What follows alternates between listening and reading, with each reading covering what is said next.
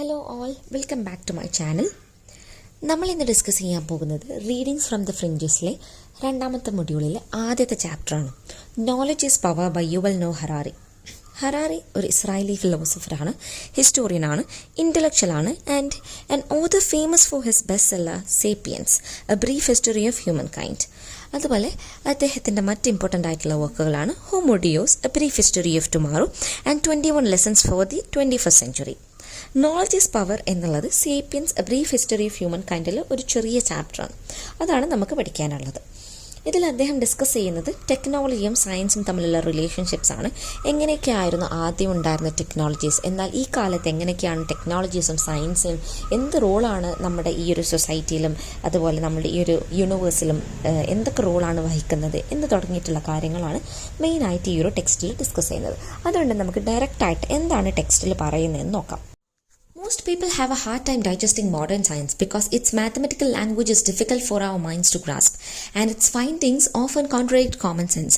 Out of the 7 billion people in the world, how many really understand quantum mechanics, cell biology, or macroeconomics? അദ്ദേഹം ആദ്യം തന്നെ പറയുന്നത് science ലാംഗ്വേജിൻ്റെ ബുദ്ധിമുട്ട് പറഞ്ഞുകൊണ്ടാണ്. കാരണം സയൻസ് ലാംഗ്വേജ് എന്നുള്ളത് മാത്തമെറ്റിക്കൽ ആയിട്ടുള്ള ലാംഗ്വേജസ് ആണ് വരുന്നത്. അതുകൊണ്ട് തന്നെ കോമൺ ആയിട്ടുള്ള ആളുകൾക്ക് അത് ഗ്രാസ്പ് ചെയ്യാൻ അല്ലെങ്കിൽ മനസ്സിലാക്കിയെടുക്കാൻ ബുദ്ധിമുട്ടാണ്. അപ്പോൾ അദ്ദേഹം ചോദിക്കുകയാണ്, ഈ ലോകത്തുള്ള 7 ബില്യൺ ജനങ്ങളിൽ എത്ര ആളുകൾക്കാണ് ക്വാണ്ടം മെക്കാനിക്സും അതുപോലെ സെൽ ബയോളജിയും മാക്രോ എക്കണോമിക്സും മനസ്സിലാവുന്നത് എന്ന്. Science nevertheless enjoys immense prestige because of the new powers it gives us. എന്നിരുന്നാലും എത്ര ബുദ്ധിമുട്ടായിട്ടുള്ള ഒരു ലാംഗ്വേജ് ആണെന്നുണ്ടെങ്കിലും സബ്ജക്റ്റ് ആണെന്നുണ്ടെങ്കിലും സയൻസ് എന്ത് ചെയ്യുന്നുണ്ട്, നമുക്ക് ഒരുപാട് പവേഴ്സ് തരുന്നുണ്ട്. അതുകൊണ്ട് തന്നെ അതിൻ്റെ പ്രസ്റ്റീജ് ഒട്ടും കുറയുന്നില്ല. പിന്നീട് അദ്ദേഹം സറ്റാരിക്കലി പറയാണ്, presidents and generals may not understand nuclear physics. പ്രസിഡൻസിനോ ജനറൽസിനോ ന്യൂക്ലിയർ ഫിസിക്സ് എന്താണെന്നോ അല്ലെങ്കിൽ അതിൻ്റെ ലാംഗ്വേജ് എന്താണെന്നോ മനസ്സിലായിക്കൊള്ളണമെന്നല്ല. But they have a good grasp of what nuclear bombs can do. പക്ഷെ അവർക്ക് എന്തറിയാം, ന്യൂക്ലിയർ ബോംബ്സ് എന്തൊക്കെ ചെയ്യാം അല്ലെങ്കിൽ ന്യൂക്ലിയർ ബോംബ്സിനെ കൊണ്ട് എന്തൊക്കെയാണ് ഉപകാരങ്ങൾ എന്നുള്ള കാര്യങ്ങളൊക്കെ പ്രസിഡൻസിനും ജനറൽസിനും അറിയാം. In 1620, Francis Bacon published a scientific manifesto titled The New Instrument. In it, he argued that knowledge is power. 1620 Francis Bacon publish ചെയ്തിട്ടുള്ള ദ ന്യൂ ഇൻസ്ട്രുമെൻറ്റ് എന്ന സയൻറ്റിഫിക് മാനിഫെസ്റ്റോയിൽ അദ്ദേഹം ആർഗ്യൂ ചെയ്യുന്നുണ്ട് നോളജ് ഈസ് പവർ എന്ന്. The real test of knowledge is not whether it is true. ഒരു നോളജിൻ്റെ real test എന്നുള്ളത് അത് സത്യമാണോ എന്നതല്ല, but whether it empowers us, അത് നമ്മെ ശാക്തീകരിക്കുന്നുണ്ടോ എന്നുള്ളതാണ്. Scientists usually assume that no theory is 100% correct. Scientist തന്നെ അസ്യൂം ചെയ്യുന്നുണ്ട് ഒരു തിയറിയും 100% കറക്റ്റ് അല്ല എന്നുള്ളത്. Consequently truth is A poor test. Truth എന്നുള്ള എന്താണ്, ഒരു പുവർ ടെസ്റ്റാണ് എന്തിൻ്റെ, നോളജിൻ്റെ. എന്നാൽ ദ റിയൽ ടെസ്റ്റ് എന്താണ്, യൂട്ടിലിറ്റിയാണ്, അതിൻ്റെ ഉപയോഗമാണ് നോളജിൻ്റെ റിയൽ ടെസ്റ്റ് എന്ന് പറയുന്നു. അതുപോലെ a theory that enables us to do new things constitutes knowledge. ഒരു തിയറി നമ്മളെ പുതിയ കാര്യങ്ങൾ ചെയ്യാൻ പ്രാപ്തരാക്കുന്നിടത്താണ് അതെന്തായി മാറുന്നത്, അത് നോളജായിട്ട് മാറുന്നത് എന്ന് പറയുന്നു. അടുത്ത പാരഗ്രാഫിൽ ഡിസ്കസ് ചെയ്യുന്നത് എന്താണെന്ന് വെച്ചാൽ, സയൻസ് ഒരുപാട് ടൂൾസ് പ്രൊഡ്യൂസ് ചെയ്തിട്ടുണ്ട്. അതിലെന്തൊക്കെയുണ്ട്, മെൻ്റൽ ടൂൾസ് ഉണ്ട്, അതുപോലെ ഒരു പോപ്പുലേഷൻ്റെ ഡെത്ത് റേറ്റ് പ്രെഡിക്റ്റ് ചെയ്യാനും അതുപോലെ എക്കണോമിക് ഗ്രോത്ത് പ്രെഡിക്റ്റ് ചെയ്യാനുമുള്ള ടൂൾസ് വരെയുണ്ട്. അതിലേറ്റവും ഇമ്പോർട്ടൻ്റ് ആയിട്ടുള്ള ടൂൾ ടെക്നോളജിക്കൽ ടൂളാണെന്ന് പറയുന്നു. അതുപോലെ തന്നെ സയൻസിൻ്റെയും ടെക്നോളജിയുടെയും കണക്ഷൻ എന്ത് ചെയ്തിട്ടുണ്ട്, ആളുകളെ കൺഫ്യൂസ് ചെയ്യപ്പെട്ടിട്ടുണ്ട്. എന്തെന്ന് വെച്ചാൽ നമ്മൾ എപ്പോഴും കരുതാറുണ്ട് ടെക്നോളജി ഡെവലപ്പ് ചെയ്ത് വരണമെന്നുണ്ടെങ്കിൽ അതിനെന്ത് വേണം, സയൻറ്റിഫിക് റിസർച്ചിൻ്റെ സഹായം വേണം. അല്ലാന്നുണ്ടെങ്കിൽ സയൻസിന് there is a little point in research if it does not result in new technologies എന്ന് ആളുകൾ എന്ത് ചെയ്യുന്നുണ്ട്, തെറ്റിദ്ധരിക്കപ്പെടുന്നുണ്ട് എന്ന് പറയുന്നു. അടുത്ത പാരഗ്രാഫിൽ അദ്ദേഹം പറയുന്നുണ്ട്, the relationship between science and technology is a very recent phenomenon. ടെക്നോളജിയുടെയും അതുപോലെ സയൻസിൻ്റെയും റിലേഷൻഷിപ്പ് ഒരു റീസെൻ്റ് ആയിട്ടുള്ള കാര്യമാണ്. 1500 വർഷങ്ങൾക്ക് മുമ്പ് സയൻസ് ആൻഡ് ടെക്നോളജി എന്നുള്ളത് രണ്ടും സെപ്പറേറ്റ് ഫീൽഡുകളായിരുന്നു. പക്ഷെ പിന്നീട് ബേക്കണ് അതിനെ രണ്ടിനെയും എന്ത് ചെയ്യാണ്, ഏർലി 17th സെഞ്ച്വറിയിൽ അതിനെ രണ്ടിനെയും ഒരുമിപ്പിച്ച് കൊണ്ടുവരികയാണ്. അതൊരു റെവല്യൂഷണറി ഐഡിയ ആയി മാറുകയാണ് ചെയ്യുന്നത്. അങ്ങനെ ഒരു 18th 19th സെഞ്ച്വറിയിലെത്തിയപ്പം അതിൻ്റെ റിലേഷൻഷിപ്പ് കൂടുതൽ നോട്ട് ചെയ്യപ്പെടുകയാണ് ചെയ്യുന്നത്. Even in 18,000 most rulers who wanted a strong army and most business magnates who wanted a successful business did not bother to finance research in physics, biology or economics. 1800 റൂളേഴ്സിന് വേണ്ടിയിരുന്നത് strong ആയിട്ടുള്ള ആർമിയും അതുപോലെ successful ആയിട്ടുള്ള business മേഖലയിലുള്ള മാഗ്നേറ്റ്സിനെയും ഒക്കെ ആയിരുന്നു. അതുകൊണ്ട് തന്നെ അവരെന്ത് ചെയ്തിട്ടുണ്ടായിരുന്നില്ല, ഫിസിക്സിലും ബയോളജിയിലും എക്കണോമിക്സിലും കൂടുതൽ ബോധർ ചെയ്യുകയോ അതിലേക്ക് ഫൈനാൻസ് നൽകുകയോ ചെയ്തിട്ടുണ്ടായിരുന്നില്ല. അതുപോലെ അദ്ദേഹം പറയുന്നുണ്ട് പ്രീ മോഡേൺ റൂളേഴ്സോ അല്ലാന്നുണ്ടെങ്കിൽ ബിസിനസ്സിലെ ആളുകളോ എന്ത് ചെയ്തിട്ടുണ്ടായിരുന്നില്ല, ഒരു ധനസഹായവും റിസർച്ചിന് വേണ്ടിയിട്ട് കൊടുത്തിട്ടുണ്ടായിരുന്നില്ല, അല്ലെങ്കിൽ പുതിയ ചിന്തകൾ അതൊരു ടെക്നോളജിക്കൽ ഗാഡ്ജറ്റ് ആയിട്ട് രൂപീകരിക്കാൻ വേണ്ടിയിട്ടൊന്നും എന്ത് ചെയ്തിട്ടുണ്ടായിരുന്നില്ല, സഹായിച്ചിട്ടുണ്ടായിരുന്നില്ല. മറിച്ച് റൂളേഴ്സ് ഫൈനാൻസ്ഡ് എഡ്യൂക്കേഷണൽ ഇൻസ്റ്റിറ്റ്യൂഷൻസ്, അവരെന്താ ചെയ്തതെന്ന് വെച്ചാൽ എഡ്യൂക്കേഷണൽ ഇൻസ്റ്റിറ്റ്യൂഷൻസിന് ധനസഹായങ്ങൾ നൽകിയിട്ടുണ്ടായിരുന്നു. അത് എന്തിനു വേണ്ടിയിട്ടായിരുന്നു? ട്രഡീഷണൽ നോളജ് അത് മാൻഡേറ്റ് ചെയ്യാനും അതുപോലെ for the purpose of buttressing the existing order നിലനിർത്താനും വേണ്ടിയിട്ടുള്ള കാര്യങ്ങൾക്ക് വേണ്ടിയിട്ടായിരുന്നു എന്ത് ചെയ്തിട്ടുണ്ടായിരുന്നത്, ധനസഹായം നൽകിയിട്ടുണ്ടായിരുന്നത്. Here and there, people did develop new technologies, but these were usually created by uneducated craftsmen using trial and error, not by scholars pursuing systematic scientific research. അതുപോലെ അദ്ദേഹം important ആയിട്ട് പറയുന്ന ഒരു കാര്യമാണ്, അൺഎഡ്യൂക്കേറ്റഡ് ആയിട്ടുള്ള ക്രാഫ്റ്റ്സ്മാൻ ആണ് എന്ത് ചെയ്തിട്ടുണ്ടായിരുന്നത്, ട്രയൽ ആൻഡ് എറർ മെത്തേഡിലൂടെ പുതിയ ടെക്നോളജീസ് ഡെവലപ്പ് ചെയ്ത് കൊണ്ടുവന്നിട്ടുണ്ടായിരുന്നത്. കാർട്ട് മാനുഫാക്ചേഴ്സ് എന്ത് ചെയ്യുന്നുണ്ടായിരുന്നു, എല്ലാ വർഷവും കാർട്ടുകൾ ബിൽഡ് ചെയ്യുന്നുണ്ടായിരുന്നു. They did not set aside a percentage of their annual profits. അവരെന്ത് ചെയ്തിട്ടുണ്ടായിരുന്നില്ല, അതിൽ പുതിയ ഡെവലപ്മെന്റ് അല്ലെങ്കിൽ പുതിയ മോഡൽ കാർട്ടുകൾ ഉണ്ടാക്കാൻ വേണ്ടിയിട്ട് അവരുടെ ആനുവൽ ഇൻകം ഒന്നും മാറ്റി വെച്ചിട്ടുണ്ടായിരുന്നില്ല. ഒക്കേഷണലി എന്ത് ചെയ്യാണ്, കാർട്ട് ഡിസൈൻസ് ഇമ്പ്രൂവ് ആയി വരികയാണ്. അപ്പോൾ അദ്ദേഹം എന്ത് ചെയ്യുന്നുണ്ട്, ലോക്കൽ കാർപ്പൻറ്റേഴ്സിനെ താങ്ക് ചെയ്യുന്നുണ്ട്. കാരണം അവരെന്ത് ചെയ്തിട്ടുള്ള യൂണിവേഴ്സിറ്റിയിൽ പഠിക്കുകയോ അല്ലെങ്കിൽ റിസർച്ചുകൾ ചെയ്യുകയോ ഒന്നും ചെയ്തിട്ടുണ്ടായിരുന്നില്ല. അവരുടെ ട്രയൽ ആൻഡ് എറർ മെത്തേഡിലൂടെ അവരെന്ത് ചെയ്തിട്ടുണ്ടായിരുന്നു, ടെക്നോളജീസ് ഡെവലപ്പ് ചെയ്ത് കൊണ്ടുവന്നിട്ടുണ്ടായിരുന്നു. പബ്ലിക് സെക്ടർ ആണെന്നുണ്ടെങ്കിലും പ്രൈവറ്റ് സെക്ടർ ആണെന്നുണ്ടെങ്കിലും ടെക്നോളജിക്കൽ ഡെവലപ്മെന്റ് ഒക്കെ വന്നിട്ടുണ്ടായിരുന്നത് അൺഎഡ്യൂക്കേറ്റഡ് ആയിട്ടുള്ള ക്രാഫ്റ്റ്സ്മെനിൽ നിന്ന് തന്നെയായിരുന്നു. എന്നാൽ മോഡേൺ ഏജ് വന്നപ്പോൾ അല്ലെങ്കിൽ മോഡേൺ സ്റ്റേറ്റിൽ എന്ത് ചെയ്യാൻ തുടങ്ങി, സയന്റിസ്റ്റുകളോട് നാഷണൽ പോളിസി എല്ലാ കാര്യങ്ങൾക്കും സൊല്യൂഷൻസ് കണ്ടെത്താൻ പറയാൻ തുടങ്ങി. എനർജിയിലാവട്ടെ, ഹെൽത്തിലാവട്ടെ, വേറെ വേസ്റ്റ് ഡിസ്പോസലിലാണെങ്കിൽ പോലും സയന്റിസ്റ്റുകളോട് എന്ത് ചെയ്യാൻ തുടങ്ങി, സൊല്യൂഷൻസ് കണ്ടെത്താൻ പറയാൻ തുടങ്ങി. എന്നാൽ ഏൻഷ്യന്റിലുള്ള കിങ്ഡംസ് അത്ര തന്നെ എന്ത് ചെയ്തിട്ടുണ്ടായിരുന്നില്ല, സയന്റിസ്റ്റുകളോട് അതിനുള്ള സൊല്യൂഷൻസ് കണ്ടെത്താൻ പറയുകയോ ഒന്നും ചെയ്തിട്ടുണ്ടായിരുന്നില്ല.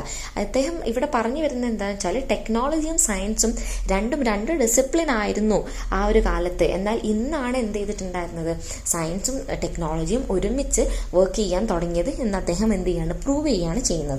അതുപോലെ ഹരാരി ഡിസ്കസ് ചെയ്യുന്നുണ്ട്, ഡ്വൈറ്റ് എസനവർ ആയിട്ടുള്ള പ്രസിഡന്റ് 1961 എന്ത് ചെയ്തിട്ടുണ്ടായിരുന്നു, വാൺ ചെയ്തിട്ടുണ്ടായിരുന്നു. Growing power of the military industrial കോംപ്ലക്സിനോടായിരുന്നു വാൺ ചെയ്തിട്ടുണ്ടായിരുന്നത്. പക്ഷേ അദ്ദേഹം ഒരു ഇക്വേഷന് വിട്ടു പോവുകയാണ് ഉണ്ടായിട്ടുള്ളത്. അത് ഏത് ഇക്വേഷനാണ്, he should have alerted his country to the military industrial scientific കോംപ്ലക്സിനോട് കൂടിയിട്ട് എന്ത് ചെയ്യണമായിരുന്നു, അദ്ദേഹം വാൺ ചെയ്യണമായിരുന്നു. ആ ഒരു ഇക്വേഷൻ അദ്ദേഹം എന്ത് ചെയ്യാണ്, ലെഫ്റ്റ് ചെയ്യാണ് ചെയ്തിട്ടുള്ളത്. കാരണം ടുഡേസ് വാർ ആ സയന്റിഫിക് പ്രൊഡക്ഷൻ, ഈ ഒരു കാലത്തിലെ യുദ്ധങ്ങൾ എന്തിന്റെ പ്രൊഡക്ഷൻ ആണെന്നാണ് പറയുന്നത്, സയന്റിഫിക് പ്രൊഡക്ഷൻ ആണെന്നാണ് പറയുന്നത്.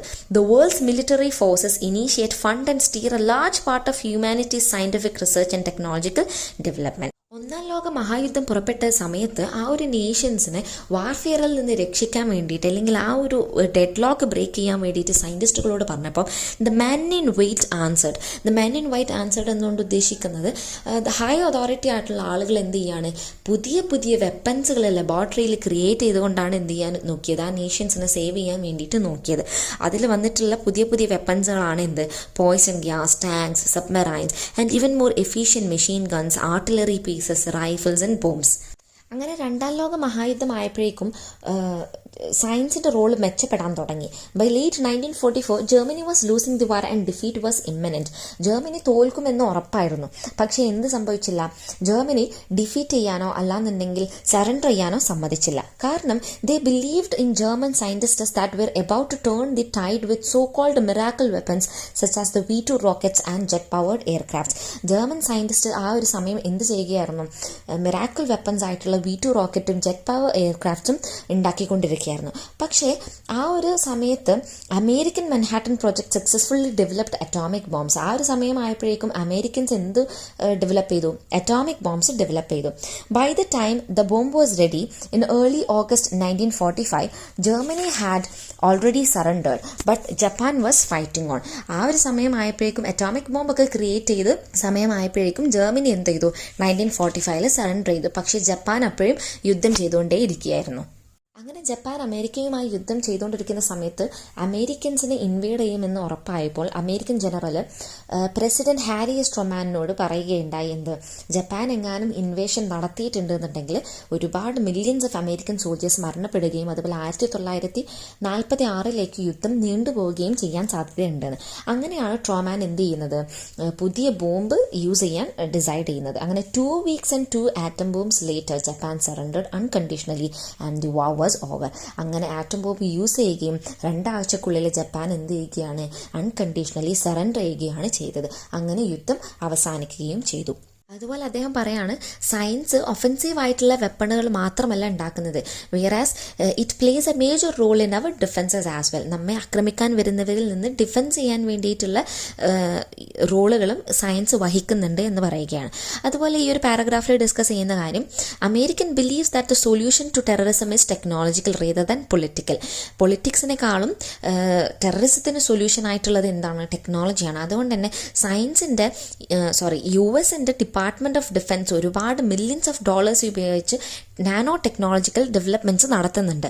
ഇതിൽ അദ്ദേഹം ഡിസ്കസ് ചെയ്യുന്നത് ബയോണിക് സ്പൈ ഫ്ലൈസ്, അതുപോലെ CIA സ്പൈ ഫ്ലൈ, FMRI സ്കാനേഴ്സിന്റെ നാനോ ടെക്നോളജിക്കൽ യൂസേജസിനെ പറ്റിയിട്ടാണ്. അത് നല്ലതാണോ അല്ലയോ എന്നുള്ള കാര്യങ്ങളാണ് ഡിസ്കസ് ചെയ്യുന്നത്. FMRI സ്കാനേഴ്സ് ഉപയോഗിച്ചുകൊണ്ട് ഒരാളുടെ ചിന്തകളും അതുപോലെ അത് റിഗ്രറ്റ്ഫുൾ ആണോ, ഹേറ്റ്ഫുൾ ആണോ, ആംഗ്രി ആണോ, അങ്ങനെയുള്ള ചിന്തകൾ വരെ ഒപ്പിയെടുക്കാൻ സാധിക്കുന്ന തരത്തിലുള്ള സ്കാനേഴ്സ് ഉണ്ടാക്കുന്നുണ്ട്. അപ്പോൾ അതൊക്കെ നെസസറി ആണോ, is it wise to develop bionic flies and thought reading scanners എന്ന ചോദ്യം അദ്ദേഹം ഉന്നയിക്കുകയാണ്. അതുപോലെ അദ്ദേഹം ഈ ഒരു അടുത്ത പാരഗ്രാഫിൽ പറയുന്നത് എന്താണെന്ന് വെച്ചാൽ, ഈ ടാങ്ക്സും അതുപോലെ ആറ്റം ബോംബ്സും സ്പൈ ഫ്ലൈസും എന്നിങ്ങനെ തുടങ്ങിയിട്ടുള്ള പുതിയ പുതിയ ടെക്നോളജിക്കൽ ഡെവലപ്മെൻറ്റ്സ് അല്ലെങ്കിൽ സയൻറ്റിഫിക് റിസർച്ചുകളൊക്കെ വന്നിട്ടുള്ളത് എന്താണ്, റീസെൻ്റ് ആയിട്ടുള്ള ഫിനോമിനയാണ്. പണ്ടൊന്നും എന്ത് ചെയ്തിട്ടുണ്ടായിരുന്നില്ല, ഇങ്ങനെയുള്ള ഒബ്സഷൻസ് ഉണ്ടായിരുന്നില്ല. എന്നാൽ അദ്ദേഹം പറയുന്നുണ്ട്, most empires did not rise. പണ്ട് കാലത്തുണ്ടായിരുന്ന എംപയേഴ്സ് ഒന്നും ഉയർന്നു വന്നത് ഇങ്ങനെ ഒരു ടെക്നോളജിയുടെ ഒരു യൂസേജ് കൊണ്ടല്ല. അവരെന്ത് ചെയ്തിട്ടുണ്ടായിരുന്നില്ല, ടെക്നോളജിക്ക് അത്ര ഇമ്പോർട്ടൻസ് കൊടുത്തിട്ടുണ്ടായിരുന്നില്ല. അങ്ങനെ അദ്ദേഹം പറയുന്നുണ്ട്, അറബ്സ് എന്ത് ചെയ്തിട്ടുണ്ടായിരുന്നു, സസാനിഡ് എംപയറിനെ ഡിഫീറ്റ് ചെയ്തത് വാളുകൊണ്ടായിരുന്നു, മറിച്ച് എന്തുകൊണ്ടായിരുന്നില്ല, ടെക്നോളജി യൂസ് ചെയ്തിട്ടുണ്ടായിരുന്നില്ല. അതുപോലെ Seljuks had no technological advantage over the Byzantines. അതുപോലെ മോൺഗോൾസ് ചൈനയെ കോൺക്വർ ചെയ്തതും എന്ത് സഹായം കൊണ്ടല്ല, പുതിയ വെപ്പൺസിന്റെ സഹായം കൊണ്ടായിരുന്നില്ല. അപ്പോൾ ഈ ഒരു പുതിയ ഫിനോമിനനാണ് എന്ത്, ഈ ആറ്റം ബോംബ്സും അതുപോലെ സ്പൈ ഫ്ലൈസും നാനോ ടെക്നോളജിക്കൽ ഡെവലപ്മെന്റ്സ് ഒക്കെ പുതിയ ഫിനോമിനനാണെന്ന് അദ്ദേഹം പറയുകയാണ്. അതുപോലെ അദ്ദേഹം പറയുന്നത് റോമൻ ആർമി പെർട്ടിക്കുലർലി അതിനൊരു ഗുഡ് എക്സാമ്പിൾ ആണെന്നാണ്. കാരണം ആ കാലത്ത് എന്ത് ഉണ്ടായിരുന്നില്ല, അവരുടെ കയ്യിൽ ഒരു ടെക്നോളജിക്കൽ ഡെവലപ്മെന്റ്സ് ഉണ്ടായിരുന്നില്ല. ആകെ ഉണ്ടായിരുന്ന അവരുടെ അഡ്വാൻറ്റേജ് എന്ന് പറയുന്നത് എഫിഷ്യന്റ് ഓർഗനൈസേഷനും അയൺ ഡിസിപ്ലിനും അതുപോലെ ഹ്യൂജ് മാൻ പവർ റിസർവ്സും ആയിരുന്നു. അതുപോലെ ആ കാലത്തുള്ള റോമൻ ആർമി ഒരിക്കലും എന്ത് ചെയ്തിട്ടുണ്ടായിരുന്നില്ല, റിസർച്ച് ആൻഡ് ഡെവലപ്മെന്റ് ഡിപ്പാർട്ട്മെന്റ്സ് ഒന്നും സെറ്റപ്പ് ചെയ്തിട്ടുണ്ടായിരുന്നില്ല. And its weapon remains more or less the same for centuries on end. കുറേ കാലങ്ങൾക്ക് ശേഷം അവരുടെ വെപ്പൺസ് എന്തായിരുന്നു, ആ നേരത്തെ പറഞ്ഞിട്ടുണ്ടായിരുന്നുള്ള അഡ്വാൻറ്റേജസുകളായിരുന്നു. പിന്നീട് അദ്ദേഹം എക്സാമ്പിൾ ആയിട്ട് പറയുന്നത്, legions of Scipio Aemilianus the general who levelled Carthage and defeated the Numantians in the 2nd century BC had suddenly popped up 500 years later in the age of Constantine the Great. Scipio would have had a fair chance of beating Constantine. അപ്പോൾ പറയുന്നത്, ന്യൂമാൻറ്റിയൻസിനെ തോൽപ്പിച്ചിട്ടുള്ള legions of സിസിപ്പിയോ എമീലിയനസ് കോൺസ്റ്റന്റൈനുമായിട്ട് യുദ്ധത്തിൽ ഏർപ്പെടുകയായിരുന്നുണ്ടെങ്കിൽ അവർക്ക് fair ആയിട്ടുള്ള ഒരു യുദ്ധമായിരിക്കും നടക്കുന്നുണ്ടാവുക. കാരണം അവരുടെ രണ്ടുപേരുടെയും കയ്യിൽ എന്തായിരുന്നു ഉണ്ടായിരുന്ന ഡിഫീറ്റിംഗ് മെക്കാനിസം, സെയിം ആയിട്ടുള്ള ഡിഫീറ്റിംഗ് മെക്കാനിസം ആയിരുന്നു, ഒരു ടെക്നോളജിക്കൽ ഡെവലപ്മെന്റ് ആയിട്ടുള്ള മെക്കാനിസം ആയിരുന്നില്ല ഉണ്ടായിരുന്നത്. അതുകൊണ്ട് തന്നെ അവരുടേത് ഒരു ഫെയർ ചാൻസ് ഓഫ് ബീറ്റിംഗ് ആയിരിക്കും എന്ന് പറയണം. പിന്നീട് അദ്ദേഹം നമ്മളോട് ഇമാജിൻ ചെയ്യാൻ പറയാണ്, say that Napoleon, if he led his troop against a modern armored brigade, Napoleon was a brilliant tactician. Napoleon ഒരു ബ്രില്യൻ്റ് ആയിട്ടുള്ളൊരു തന്ത്രജ്ഞനായിരുന്നു.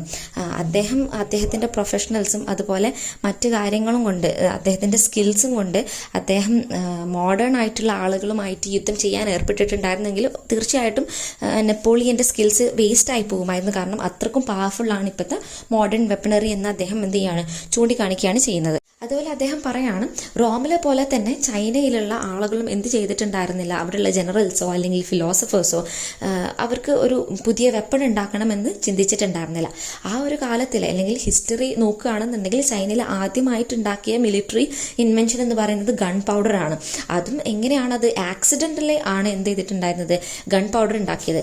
ഡോയിസ്റ്റ് ആൽക്കമിസ്റ്റ് ആയിട്ടുള്ള ചൈനയിലെ ഒരു ആൽക്കമിസ്റ്റ് എലിക്സർ എന്ന് വെച്ചാൽ എറ്റേണൽ ഓഫ് ലൈഫിന് വേണ്ടിയിട്ടൊരു മെഡിസിൻ അല്ലാന്നുണ്ടെങ്കിൽ ഒരു പൗഡർ ഉണ്ടാക്കിയ സമയത്ത് അതൊരു ഗൺ പൗഡർ ആയിട്ട് മാറുകയായിരുന്നു ചെയ്തത്. അങ്ങനെ ആക്സിഡൻ്റ് ആയിട്ട് ഉണ്ടാക്കിയതാണ് ഗൺ പൗഡർ. പക്ഷേ this gun powder subsequent career is even more telling. One might have thought that the Taoist alchemist would have made the China master of the world. In fact, the Chinese used the new compound mainly for firecrackers. പക്ഷേ പിന്നീട് എന്താണ് സംഭവിച്ചതെന്ന് വെച്ചാൽ ആ ഒരു gun powder അവർ എന്ത് ചെയ്തിട്ടുണ്ടായിരുന്നില്ല, അവരെ വേൾഡിനെ master ആക്കാനോ അല്ലാന്നുണ്ടെങ്കിൽ കീഴ്പ്പെടുത്താനോ ശ്രമിക്കാതെ അവരത് ഫയർ ക്രാക്കേഴ്സിലാണ് ഉപയോഗിച്ചിട്ടുണ്ടായിരുന്നത്. പിന്നീട് അദ്ദേഹം പറയുന്നത് ചൈനയിലുണ്ടായിരുന്ന സോങ് എംപയർ മോംഗോൾ ഇൻവേഷനുമായിട്ട് കൊളാപ്സ് ചെയ്ത സമയത്തും അവിടെയുള്ള എംപറേഴ്സോ അല്ലെങ്കിൽ ആരും തന്നെ എന്ത് ചിന്തിച്ചിട്ടുണ്ടായിരുന്നില്ല, ഒരു ഡൂംസ്ഡേ വെപ്പൺ ഉണ്ടാക്കണം അല്ലെങ്കിൽ ഒരു അമേരിക്ക ആറ്റം ബോംബ് ഉണ്ടാക്കിയതുപോലെ ഒരു വെപ്പൺ ഉണ്ടാക്കണമെന്ന് ആ കാലത്തുണ്ടായിരുന്ന എംപറേഴ്സ് ചിന്തിച്ചിട്ടുണ്ടായിരുന്നില്ല. അങ്ങനെ പിന്നീട് ഗൺ പൗഡറിന് ശേഷം 15 സെഞ്ച്വറീസിന് ശേഷം എന്ന് വെച്ചാൽ 600 വർഷങ്ങൾക്ക് ശേഷമാണ് പിന്നീട് എന്ത് ഇൻവെൻറ്റ് ചെയ്യുന്നത്, കാനൻസ് ഇൻവെൻറ്റ് ചെയ്യുന്നത്.